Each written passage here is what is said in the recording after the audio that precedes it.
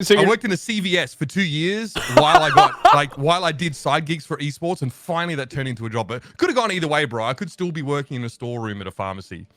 Hello? Well, hello, friend. How are you? Oh, what's up, bro? Good. How you doing? How are you? It's been a minute since we've talked, but great to see you again. Great to see you. Likewise. Yeah.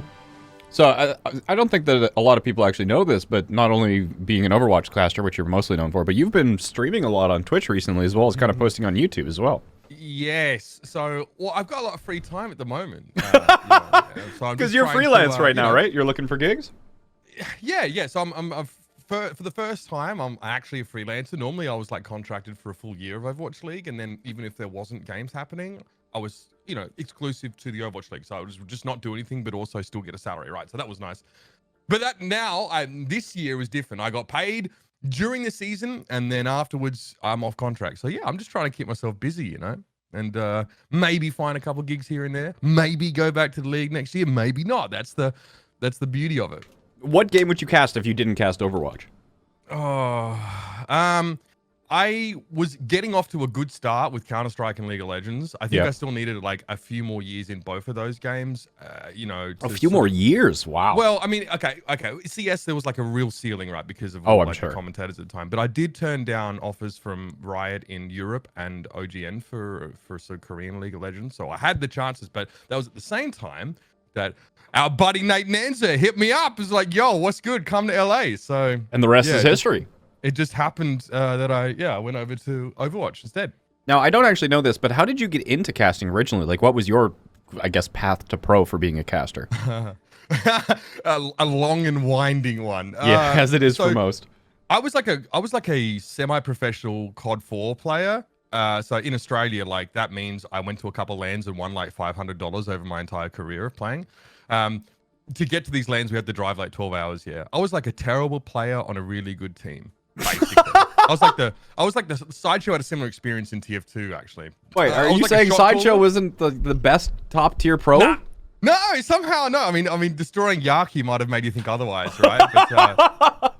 But no, he was the same as. So I was like a shot caller captain type guy. Like in CS, how like there's a player in pro CS games. It's like not fragging, but everyone's like, oh, it's okay. He's an IGL. He's not. That was me. Everyone's like, no, his job to frag. It's fine. It's the qualitatives that he brings to the team. It's the intangibles, Jane. Yes, it's the intangibles. I love that word. But I had to go to uni, man. I was actually scrimming 40 hours a week. Like it was pretty serious. Oh my god, 40 hours a week in Australia. Wow. Yeah. So I'd get home from school or whatever, and then I'd scrim for 8 hours, basically. But I had to go to uni. I was studying engineering, so I didn't really have the time to do that. But I wanted to be involved still in the COD 4 scene in Australia, so I went and started casting the ladder matches because we had like a website that did our ladder in Australia called Cybergamer.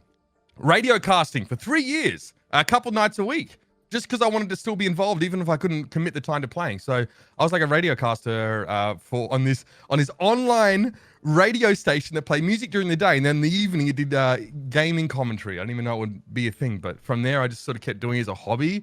I probably didn't get paid for another 5 or 6 years, but then eventually, I did a couple of World of Tanks gigs randomly, and that's what got me brought out to Europe to work at ESL.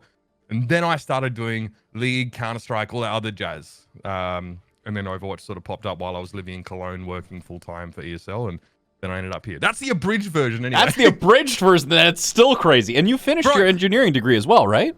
I did, yeah. I actually came out with decent grades in the end, but like all of the aircraft maintenance jobs, because it was aerospace, oh, right?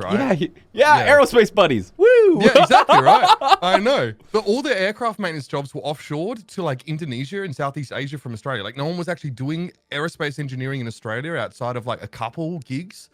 So I got a job for 6 months, but I had an aerospace engineering degree. I designed a UAV, built it, flew it in my final year. So I came out there thinking like, yeah, this is sick. Like, I'm on the cutting edge. This is dope. I ended up working for a company that built stairways and like causeways and stuff for a fucking an oil refinery. And I was like, what? My job, I'd walk around and I would just like take pictures of pipes that were rusty and catalog them. And that was my job. And I was like, no, I quit. And I worked in a So I worked in a CVS for 2 years while I got while I did side gigs for esports, and finally that turned into a job. But could have gone either way, bro. I could still be working in a storeroom at a pharmacy. I mean, that's just, do you think you'll ever go back to engineering, or you're a caster for life now? This is your career. This is your path. I mean, if you're out of engineering for like more than 2 Yeah, years, professional all of degree your industry knowledge trying to get that back. giga outdated, and there's like obviously a bunch of like new graduates, you know, who are also sort of vying for jobs. So I doubt it, bro. That being said, if my boy Elon Musk hits me up, it's like, oh, SpaceX got an opening. You know, we need like this mad hybrid of a You should commentator cast the with launches. Well, you know, funny story, actually. My partner, her brother-in-law, is actually the producer on those. No way. There is some kind of world where, yeah, I can do So it, you but, can get a hookup, and then we can get Uber casting SpaceX launches? That would be the greatest thing I've ever heard of. Aerospace buddies, we're gonna bring the intersection of gaming content and SpaceX Falcon launches. What do you say? What do you say? We've got to hit them up. We've got to do a letter writing campaign. We're in this. We're in it to win it. We're okay. That petition, we're gonna make it happen, dude. But yeah, so maybe, bro. But I mean, I don't know. Look, I mean, commentating is a lot of fun for me. Video games, man. Like this is where I kind of want to be. As long as it makes sense, you know, I'll keep doing it. So before you actually came on, I was talking to chat because we were recalling all of your like best lines. Now, oh god. Now, do you prep those lines, or are they improvise? Like, what's your method? I guess. You get lucky with them? Don't shortchange yourself. Come on. People remember the good ones, dude, but there are actually plenty that fall flat. But I say them with such a strong accent and so fast that like you don't even hear them half the time. So like there are for every quote that worked, there was probably one in which I get crickets, and Matt's like, really funny, Mitch. Back to the analysis. Like, real supportive co-caster. No, Matt is the bloke. That's how he sort of trained me, right? Not to go too cringe, because he would just leave me in the deep end. Like there wouldn't be any. No bailing you out or anything. No, like half laughter, just like that sucked. No, he just fixed me with this intense dwarf-like stare, and I'd be like, okay, yep, on with the show then. It was a lesson in synergy and understanding. He's good. That's why his sense of humor. Matt's like that typical cool guy that is really understated, that nothing really rattles him, you know. Yeah. And I'm obviously the opposite, like really easily affected. I'm very passionate. I'm over the top. So yeah. Now there was a period of time where we had to sort of reconcile those two very different personalities. And we got there. Now maybe this is a question that it's like, you know, don't show how the sausage gets made, but do you ever have to like fake excitement, or are you excited for kind of every single cast? Because your energy is always incredible when you're casting. I think the closest I've ever come to having to quote unquote like manufacture excitement was I mean, not the recent grand finals were exciting, right? The gameplay was fantastic, but I did actually pump stadium ambient noise into my headset. Really? Casting. Yeah, because I was sat there and I was like, okay, I'm in my guest so room, smart casting grand finals, and like I want to be able to close my eyes and picture myself back in the Wells Fargo or something like that. You know what I mean? Yeah. Or, you know, or where we're in the Barclays Center in New York. So I said, all right. So it actually helped me a little bit, because there's just a quality to being in such a hallowed location, like an arena with a crowd just filling it up, and it really helps you rise to that occasion. And I thought, well, this is still important. You know, this is still a grand final. This is still, you know, one of the potentially most competitive grand finals we've ever had, and I need to capture the essence of what it was that helped me transcend my normal sort of level of casting in grand finals in the past. So I tried to go for actually, I think it worked. I don't actually know, because obviously I've never done a grand final without the stadium audio now, but that's it. I think in the past, like even in like a pretty dodgy game, like there is always something to talk about. I don't think Overwatch is the kind of game where you have to manufacture too much. I mean, I cast a lot of tanks, so I know what it's like to manufacture excitement. Okay, I'll probably but I'm telling you, bro, these 50-ton tanks lumbering around a corner, and they're just pounding each other with, you know, delete the VOD, by the way, but delete the VOD. We still want you to get some gigs in that department, right? I'll have Belarusian mobsters rock up on my front porch if I'm not careful. All right, you're never getting a job with World of the Tanks ever again. No, we burnt that bridge already. It's good. But yeah, that's a story for a different time. That's an off-stream story you'll have to tell me. But yeah, we generally in Overwatch you don't have to, right? The game kind of provides its own entertainment, so thankfully. I was gonna wow, I have completely blanked. But so when you're casting, you know, in Overwatch, most people talk about kind of having the like the color caster and the play-by-play sort of thing. Do you work on those rules, or is it more flexible? Like, what's your preferred pairing with your partner? I think that the play-by-play is it is definitely where my strength is. I think, you get to a point in Overwatch where you've maybe seen enough Overwatch over the 5 years, I guess I've been casting that game now, that you can probably provide some color. Maybe if it's even more like the analysis is more of like historical context, like looking back over, kind of like the Wolf and Achilles providing context for like Korean contenders and things like that.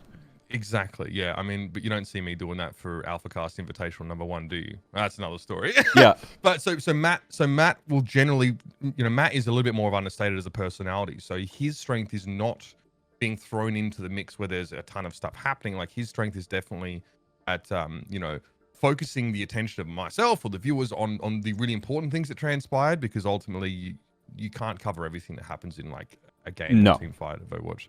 I definitely obviously shine a bit more when I get to sort of, allow myself to be carried away by the excitement of a game and sort of, inject that element. So me and Matt definitely are more heavily weighted in play-by-play and in color respectively. But there's crossover because we decided a while ago that we'd much rather cast as if you, the viewer, is like part of a 3-person conversation. That like we are just throwing ideas back and forth. We're sort of, it's very stream of consciousness, the way we commentate. It's not like, here we are, intellectually superior to you and we're going to deliver unto you the Rosetta Stone of Overwatch knowledge. Like that's never been our approach. Well, we just want to make people feel like they're involved in a conversation with us. So it's always been pretty organic. And so there is blurring of the color and play-by-play as a result, because we're not rigidly, kept in those particular disciplines. Now, that varies across different caster pairs, and like there's more blurring or less blurring. It also depends on how experienced you are casting with someone. To begin with, you probably are more rigid, right? Color and play-by-play. And then maybe as you get used to each other's like style of talking, or as you just know each other better, then you'll feel more comfortable in sort of, moving into each other's territory, so to speak, and letting it be a bit more organic and not just like, really regimented or whatever. That's interesting about the 3-person conversation. And kind of one of the related things that like springs to mind is that one of the pieces of commentary that always comes up around the caster is kind of how it feels like, the casters are almost like playing down to the level of understanding of like a casual viewer or an average viewer. Mm-hmm. Is that something that like the casters do on themselves or do on their own? Is that something you try and do, is to try and make the game accessible? Was that kind of like dictated by the powers that be in the Overwatch League or what? Yeah, so I mean, it's a great question, because it actually is varied. During the era in which the Overwatch League was being broadcast on Disney Plus and like ABC and stuff like that, there was definitely a very clear directive that our commentary be accessible and not hinge on too much assumed knowledge, as opposed to your, maybe commentary that, assumes, all the abilities and what they do and all that stuff. So yeah, we absolutely had to dumb it down. Like the most dumbed down I think my commentary's ever been was actually a cast with ZP at the World Cup in Sydney. It was Australia versus Sweden, and it was broadcast on Australian TV. Now, so you're talking about an even less esports mobilized, esports savvy audience. Like we're getting like proper cable, not even kind of like modern streaming platform. Exactly, like because Aussies are like, you can look at the numbers, right? I think per capita there. I mean, maybe now it's different with COVID, but they're much less, gamified, right? I think the proportion of gamers is definitely less than in countries like Europe and stuff, where like in Scandinavia, like you have to stay inside and all that sort of stuff. Aussie's very outdoorsy, so it was probably, I thought the most about trying to make the broadcast accessible, and naturally this alienates your more sort of involved viewers, right? Mm-hmm. And they're like, oh well, this is obvious, like what, I get that. We had to sort of find a balance. Later on in the piece, I can't share exactly how we found this out, but we sort of realized that a lot of our viewership was at least well enough versed in the game that we didn't have to do that. Really? Focus groups or gotten some form of links. I don't know how they did it, but we found out that like our average viewer was somewhat versed in Overwatch and didn't need to be told the bare bones, and then we were able to relax on it. And you found that out during the broadcast, so there was some sort of analytics behind that? Oh, we found that out probably in between season 2 and 3. I think. Oh, okay. I thought it was like mid-broadcast. So like our focus groups have told us that they know more about Overwatch. I was like, what kind of massive production do you have going on here? But Alfred, man the switchboard. No, it was more of like it was definitely more of a longer period of time over which we gathered that information. But we, by necessity, we tried to, because I think there was a real focus on trying to convert a non-esports viewer or a non-Overwatch League viewer into an Overwatch League viewer. But I believed, and some of my colleagues also believed, that it made more sense to convert an Overwatch player who doesn't watch the league into an Overwatch player that watches the league. Because like you recently saw, there's like, I don't know, like 10 million active monthly players still, right? That's incredible. But we're out there on YouTube, you know, giving out skins to get people to watch the grand final. It's like, okay, there's obviously a disconnect there. So I think, you know, whether or not I'm sort of involved in Overwatch League next year, I hope they sort of start to try and make that connection between those that love Overwatch for the lore and the world and those that love competitive Overwatch for the stories and the experience of the competition. So, all right, now I can't stop shouting out your YouTube nearly as much because I think it's criminally underrated with how few people know it exists. So first of all, chat, while I'm talking, it's audio. You don't need to look at my ugly mug. Go and subscribe to Uber's YouTube channel while you're listening to this. But I've seen you've been doing some VOD reviews, so you've been posting some gameplay of your stuff, but you've also been doing some like VOD reviews as well, like of casting stuff. So have you taught anybody else to cast previously? Like, you know, have you been, you know, a casting coach kind of professionally? Has anybody that you coached made it into the big leagues, getting a paying gig? Anything like that? Yeah, I mean, my first VOD review was of Brennan's Sideshow. Oh, really? Yep, it's on my channel. And you know what the best part of it is, Jane? I take a giant steaming dump on Sideshow.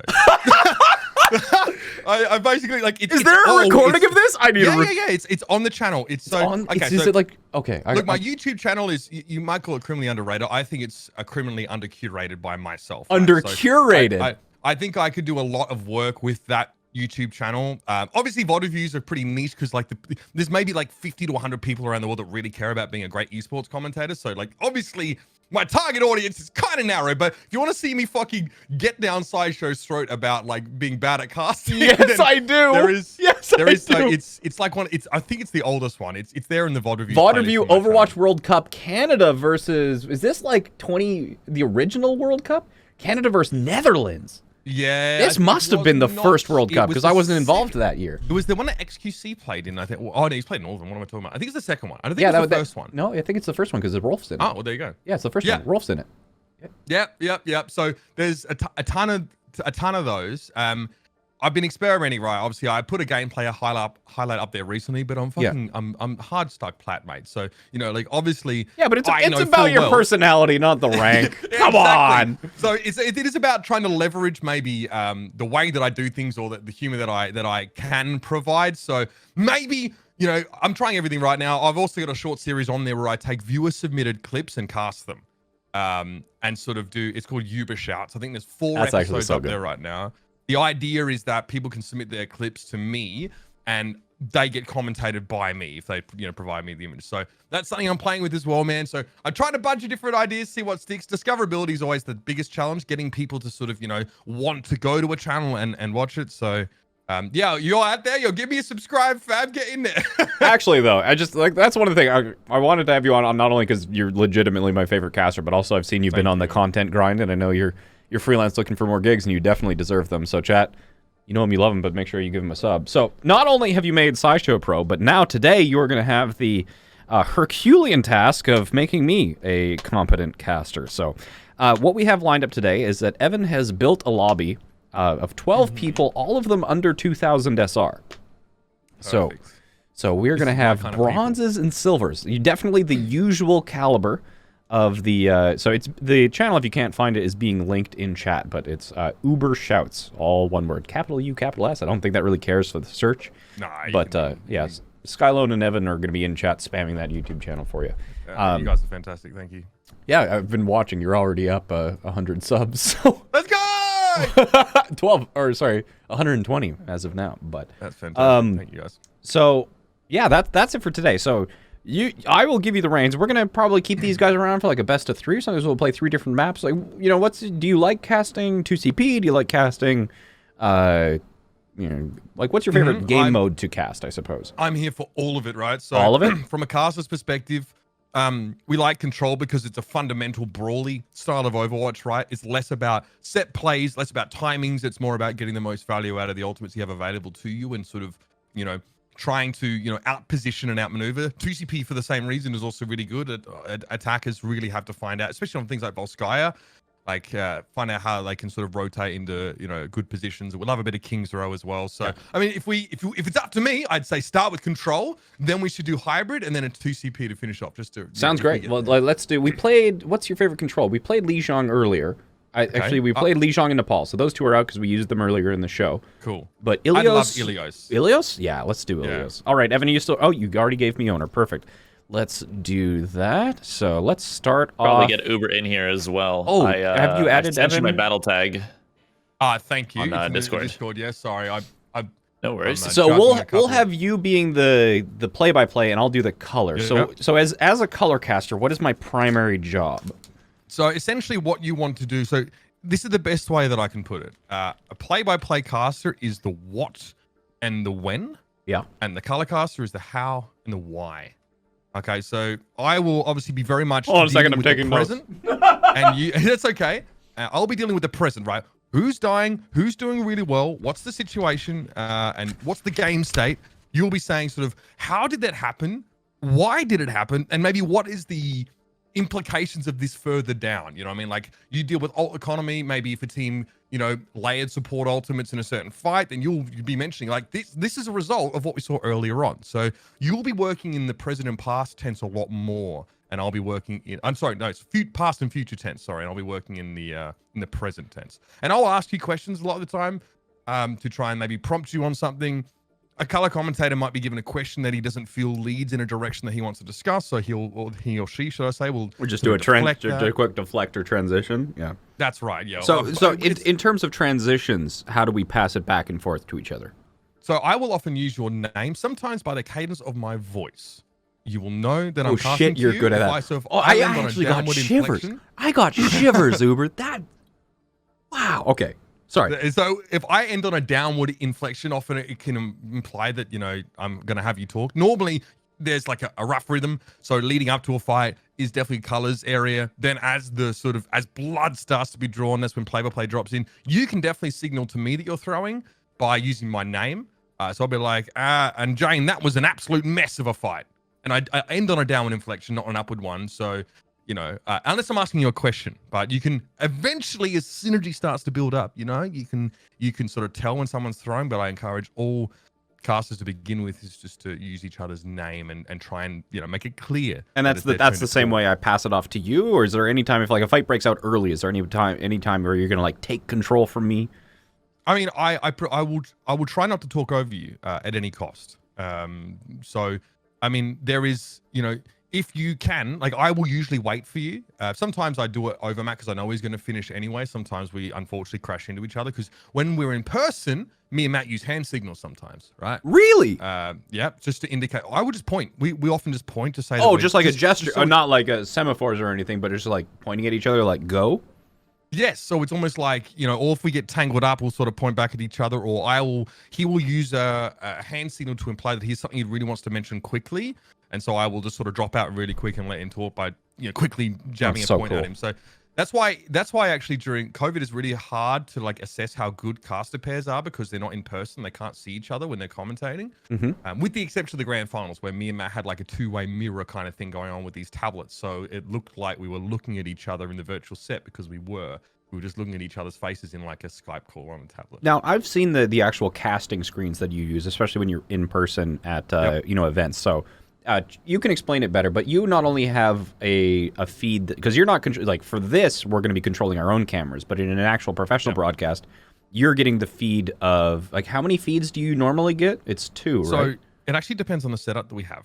For the at-home setup, I was able to have it so I had what was happening on like what the observers were showing. And I also had a stats screen, which was just a very simple UI that was provided to us that let us see like the same stats you'd see when you press tab on your hero, basically all of those. Yeah. So nothing too in-depth. And that was it. Back in the Blizzard Arena, there was a third screen that was a top-down map view. That's the one basically, I'm remembering. There would be an observer that was driving a top-down view, and they would just change it based on like if it was an escort map, right? It would have to change their view as the cart moved. But we this year didn't really have that. we didn't have the screens. To be honest with you. Yeah, but I always thought that was really technology, cool because like the stat screen. I mean, you say it only has the things that you would press a tab button, but it actually has. It's quite a comprehensive stat screen that is not provided even like Overwatch League. It's got more stats than we even got as kind of like members of the Overwatch League, which was insane. But so, final question before we kind of jump into this gameplay and just see how far this train can go. How does like, a caster kind of get used to like how do you practice on that setup? Because that setup is broadcast specific, right? You're not familiar with it when you actually start a broadcast. You know, especially when somebody's trying to become a procaster of their own. You're in an environment like we're in, where we are the observers and the casters. Right. You kind of don't. You're not in person, so you don't practice the hand signals. You don't have the extra monitors. How do you learn how to do it for real as a professional? Great point, Jane. I mean, casting like this is challenging because you have to understand commentating online like this is that the audience sees what the observer sees, but you have no way to spectate the spectator. So I can't actually, for example, if Evanescence in this case is going to be spectating him, or if you are, rather, I can't spectate what you're spectating. So I need to realize that when I'm commentating, I might be referring specifically to something that just isn't on screen as far as the audience is concerned. So we need to be a little bit more macroscopic with a play-by-play. For you as a color commentator here, Jane, it's probably not going to matter too much because you are going to be trying to highlight things that the audience. I will be talking about the how and the why, the past and the future. Right. I'm remembering. So that's it. Spot on. So for me, I will have to, I will actually be using a free cam for this and not any first person, because I could be casting something from first person that it just isn't on screen for you or our observers. So that's the challenge there. Obviously, it is possible to sort of practice this kind of setup. I mean, they're one of the observers for the Overwatch League, Peggy, or known as Moira. Oh, I love Peggy. They actually provide. I've seen them post it on their Twitter, actual VOD recordings of replays of Overwatch games. So if you don't have the replay viewer, you can't look at it like that. It's literally a video without cast audio that is just spectating Overwatch players playing, and you can just get it and cast over it, and it's not like you have to turn down the noise or anything like that. So I really recommend that as a resource. It's, again, criminally underrated. Moira actually worked for Elo Hell before she got picked up by the Overwatch League. So that she did. Yeah, that's